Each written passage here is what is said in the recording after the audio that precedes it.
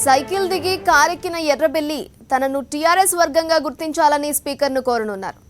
మండలిలో టీడీపీ ఎమ్మెల్సీల విలీనాన్ని అధికారికంగా ప్రకటించినట్లే అసెంబ్లీలోనూ ప్రకటించాలని కోరనున్నారు.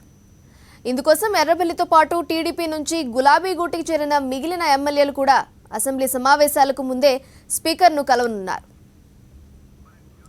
దీనికి సంబంధించి పూర్తి సమాచారం మా కరెస్పాండెంట్ నరసింహారావు అడిగి తెలుసుకుందాం. నరసింహారావు, చెప్పండి, విలీనంపై మీ దగ్గర ఉన్న అప్డేట్స్ ఏంటి?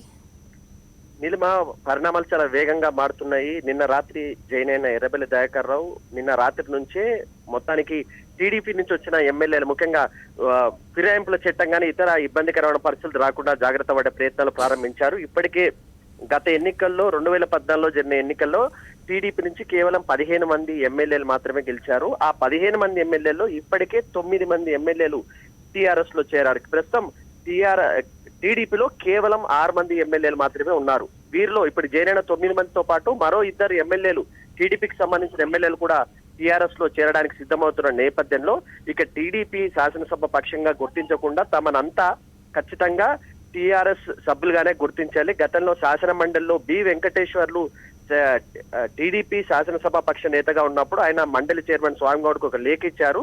తాము మొత్తం ఎమ్మెల్సీల మొత్తం టీఆర్ఎస్ లో చేరుతున్నాం కనుక తమను టీఆర్ఎస్ ఎమ్మెల్సీగానే గుర్తించాలని ప్రకటించినప్పుడు స్వామిగౌడ్ ఆ ప్రతిపాదన స్వీకరించి వీళ్ళని గుర్తిస్తున్నట్టుగా అధికారికంగా మండలిలో ప్రకటించారు.